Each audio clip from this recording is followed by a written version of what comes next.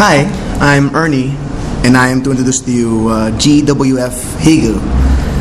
I would like to begin with an apology if I'm going to stutter or I'm going to be too nervous. It's not only difficult to open for Dr. Carlos Aureus, it is also difficult that I'm going to speak about Hegel, someone who is, well, someone of a genius, I would say.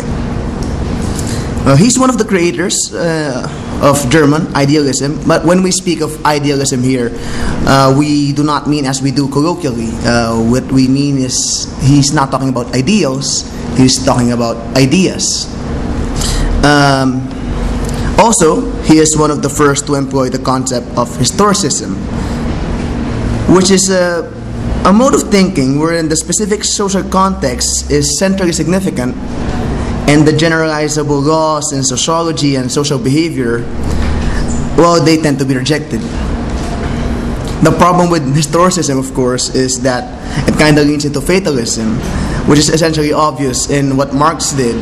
Marx is highly influenced by Hegel.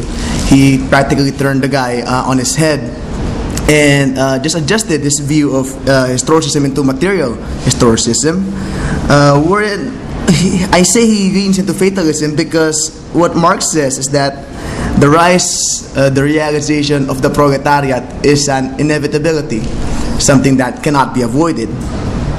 Truly, this theory is also criticized for being something that can be confirmed anywhere, but cannot be refuted by its own grounds, which says a lot, well, not a lot against it in the field of philosophy of science.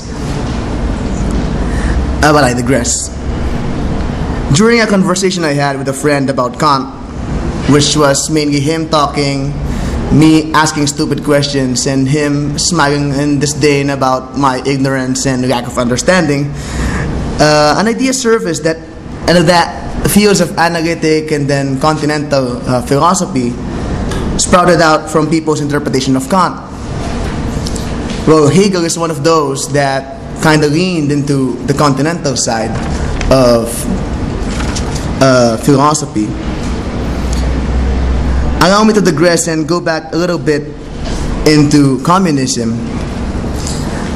With the historicism of communism, we have this running joke in comparative literature that if you want to do an easy paper, you just talk about, use the Marxist approach, because he could write 7 pages about how the author could not escape 300 years of oppression of the Spanish colonial era and the patriarchal society, and you'd get away with it. That is my problem with communism and historicism. The field of historicism has been highly criticized by the likes of Nietzsche and Kierkegaard, and has highly influenced Marx and Zizek. Hegel really is among the big men in campus in the School of Philosophy, and I will now stop pretending to be some sort of expert on Hegel and bring you over to someone who will do a way better job than what I have just done. Here is Dr. Carlos Aureus. Thank you, Ernie. Ernie Angeles is a senior student majoring in psychology but shifting to creative writing. I appreciate your introduction. It is helpful, especially in our study of Hegel, who is as difficult as Immanuel Kant. Well, Hegel, the philosophy of fine art.